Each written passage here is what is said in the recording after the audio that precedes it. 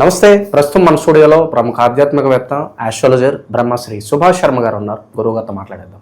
నమస్కారం గురుగారు. శ్రీమాత్రే. గురుగారు, నవంబర్ మాసం విశేషంగా కార్తీక మాసం మనకి కుంభరాశి వారి పరిస్థితి ఏ విధంగా ఉండబోతుంది? సో ఈ మాసం ప్రత్యేకంగా ఎలాంటి జాగ్రత్తలు తీసుకోవాలి? తప్పకుండా తెలియజేస్తాను. ముందుగా ప్రేక్షకులందరికీ శ్రీమాత్రే నమః, శ్రీ గురుభ్యో నమః. యాదేవి సర్వభూతేషు మాతృరూపేణ సంస్థిత నమస్తస్యై నమస్తస్యై నమస్తస్యై నమో నమః. కుంభరాశి, ఈ రాశి వారిలో పుట్టినటువంటి జాతకులు మహర్జాతకులు అని చెప్పుకోవచ్చు. అలాగే వీళ్ళు ముక్కుసూటిగా మాట్లాడేటటువంటి స్వభావం కలిగినటువంటి వారు. వీరు ఎవరి జోలికి వెళ్ళరు, వీళ్ళ జోలికి వస్తే మాత్రం వదిలిపెట్టరు. అలాగే వీళ్ళకి ఉన్నటువంటి స్వభావాల్లో వీళ్ళకు కోపం అధికంగా ఉంటుంది. అలాగే వీళ్ళు తొందరపడి చాలా నిర్ణయాలు తీసుకుంటూ ఉంటారు. వీళ్ళకు జీవితంలో స్థిరత్వం వచ్చేసరికి 35 సంవత్సరాలు గడిచిపోతూ ఉంటాయి. అంటే దాదాపుగా వాళ్ళ వయసు 35 సంవత్సరాలు వస్తే కానీ స్థిరపడేటటువంటి యోగం రాదు. ఆఫ్టర్ 35 సంవత్సరాలు ఎప్పుడైతే దాటడం ప్రారంభమవుతుందో అప్పుడు వాళ్ళకి ఇల్లు కొనుక్కోవాలి, అలాగే డబ్బు సంపాదించాలి, జీవితం పట్ల శ్రద్ధగా ఉండాలి, కుటుంబాన్ని బాగా చూసుకోవాలి, ఇలాంటి ఆలోచనలు వాళ్ళకు అప్పుడు ప్రారంభమవుతాయి. 35 సంవత్సరాలంత వరకు తిరుగుతూ ఉంటారు. అలాగే జల్సాలు చేస్తూ ఉంటారు. సుదూర ప్రాంతాలకు విహారయాత్రలకు చాలా వెళుతూ ఉంటారు. ఇలాంటి స్వభావం కలిగినటువంటి వారు ఈ కుంభరాశి వారు అని చెప్పుకోవచ్చు. విచ్చలవిడిగా ఖర్చు పెట్టేటటువంటి అవకాశాలు, అలాగే డబ్బు సంపాదించడంలో అలాగే ఉంటారు, ఖర్చు పెట్టడంలో కూడా అదే రకమైనటువంటి విషయాలు కలిగినటువంటి వారు కుంభరాశి వారు అని చెప్పుకోవచ్చు. కనుక కుంభరాశి వారికి ఈ యొక్క సంవత్సరము ఏలినాటి శని ప్రభావం అనేటటువంటిది నడుస్తుంది. ఇంకా 2.5 సంవత్సరాల పాటు వీళ్ళకు శని ప్రభావం అనేటటువంటిది ప్రారంభమవుతుంది. నవంబర్ మాసం, ఈ మాసంలో వీళ్ళకి ఏమిటి అంటే కనుక కుంభరాశి వారికి నవమ స్థానం 9వ స్థానంలో రవి సంచారం జరుగుతుంది. అంటే వీళ్ళకు నెల ఫలితాలు కాబట్టి మాస ఫలితాలుగా రవి యొక్క సంచారాన్ని బట్టి చూసుకుంటూ ఉండాలి. రవి సంచారం కూడా అంత యోగ్యంగా లేదు. ఇటు శని సంచారం బాగాలేదు, రవి సంచారం కూడా బాగాలేదు.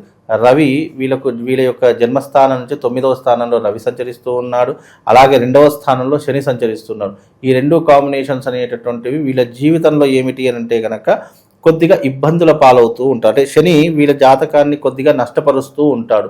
అంటే వీళ్ళకు ఉన్నటువంటి ఆర్థిక పరంగా కావచ్చు, లేదు అని అంటే కనుక కుటుంబ పరంగా కావచ్చు, ఇతర వ్యవహారాల్లో కావచ్చు, కొన్ని చికాకులు ఎదుర్కొంటూ ఉంటారు. అకాల భోజనం చేస్తూ ఉంటారు. విందులు వినోదాలు ఎక్కువగా పాలు పంచుకుంటూ ఉంటారు. ప్రయాణాలు ఎక్కువగా చేస్తుంటారు. అంటే నిలకడ చాలా తక్కువగా, ప్రయాణాలు విపరీతంగా చేస్తూ ఉంటారు. అలాంటి జాతక స్వభావం కలిగినటువంటి వారు. కాబట్టి కుంభరాశి వారు తప్పకుండా ఈ యొక్క కమలాత్మిక సహిత శ్రీ మహాలక్ష్మి యాగం చేయించుకోవాలి. ఎందుకంటే ఫర్దర్గా వీళ్ళకి ఏమిటి అంటే ఈ మాసంలో వీళ్లకు శుభయోగాలు కలగాలి అని అనుకుంటే గనక వీళ్ళు కమలాత్మిక సహిత శ్రీ మహాలక్ష్మి యాగం చేయించుకొని దానికి సంబంధించినటువంటి పరిహారాలు కనుక చేసుకుంటే కొంతవరకు ఉపశమనం కలిగేటటువంటి అవకాశాలు వీళ్ళ జాతకంలో ఏర్పడతాయండి. ఇన్వెస్ట్మెంట్స్ కాస్త దూరంగా ఉంటేనే బెటర్ అంటారు ఈ టైంలో? ఇప్పుడున్నటువంటి తరహాలో ఇన్వెస్ట్మెంట్లు పెడితే మంచిదే, పెద్ద ఇబ్బంది. శని బాగా లేనప్పటికీ కూడా రవి కొద్దిగా వీళ్ళ జాతకంలో ఏంటి అని అంటే కనుక రవి కూడా కొద్దిగా అనుకూలంగా లేడు. కాకపోయినా ఇన్వెస్ట్మెంట్ల ప్రకారం పెట్టవచ్చు. ఇన్వెస్ట్మెంట్కి దానికి సంబంధం లేదు.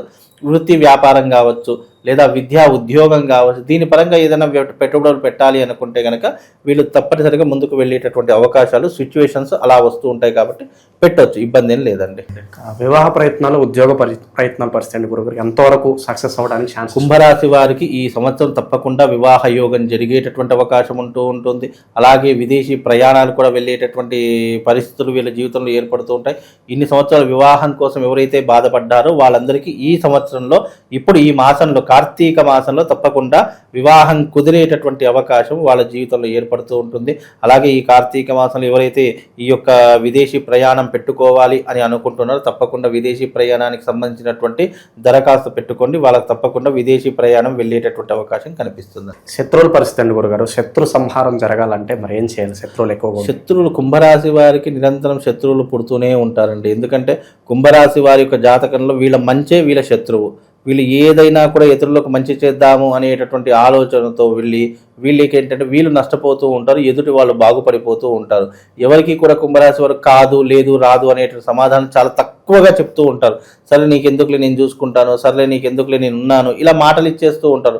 దానికోసం నిలబడుతూ ఉంటారు. కష్టమో నష్టమో ఒకసారి మాట ఇచ్చాం కదా అని చెప్పేసి వాళ్ళు ఎన్ని ప్రయత్నాలైనా చేసి ఎదుటి వారిని సేవ్ చేస్తుంటారు. కానీ వీళ్ళు కష్టపడుతూ ఉండేటటువంటి ప్రభావాలు ఎక్కువగా కుంభరాశి వారి యొక్క జాతకంలో ఏర్పడుతూ ఉంటాయి. అక్రమ సంబంధాల వల్ల వైవాహిక జీవితంలో ఏమైనా ఇబ్బందికర పరిస్థితులు ఏర్పడే పరిస్థితులు ఉంటాయి. కాలానుతరంగా చూడాలి అని అంటే గనక వీళ్ళ జీవితంలో అమ్మాయిలకు సంబంధించినటువంటి వ్యసనాలు తప్పకుండా ఉంటూ ఉంటాయి.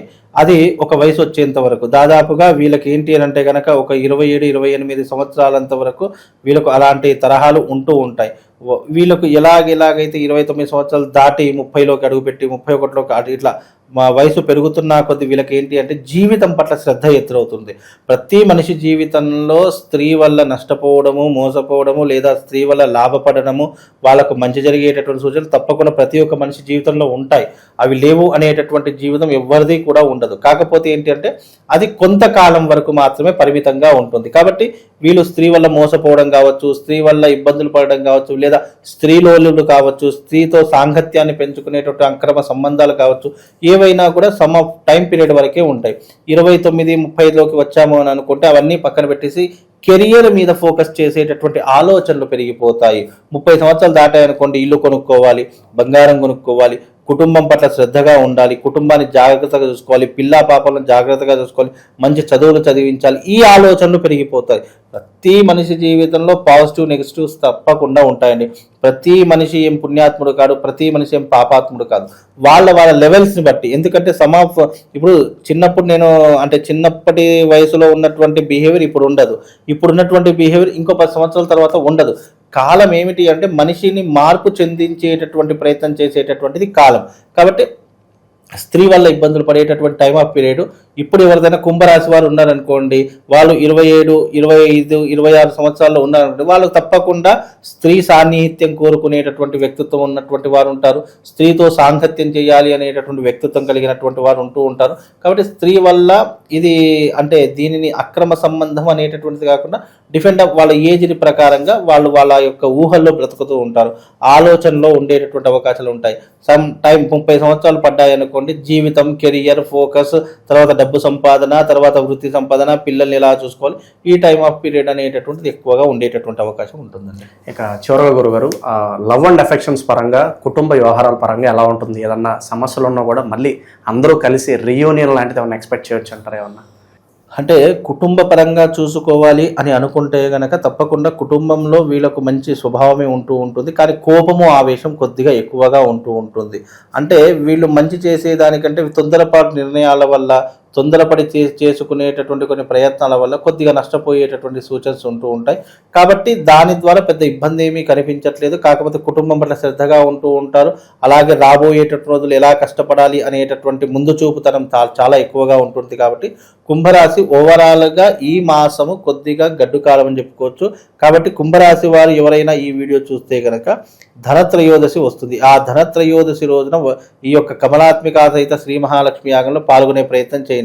అయ్యో నేను ఈ వీడియో అప్పుడు చూడలేదండి, నేను అనుకోకుండా నేను ఇది చూడకపోయాను, లేదా నేనే చేయించుకునేవాడిని అనుకుంటే ఈ యొక్క కమలాత్మిక సహిత శ్రీ మహాలక్ష్మి యాగం చేసేటటువంటి సమయంలో కొన్ని యంత్రాలు, అంటే ఈ ధనాకర్షణ యంత్రం కావచ్చు, శివశక్తి స్ఫటికలింగాలు కావచ్చు, కొన్ని పూజ చేసి నేను నా దగ్గర పెట్టుకుంటాను.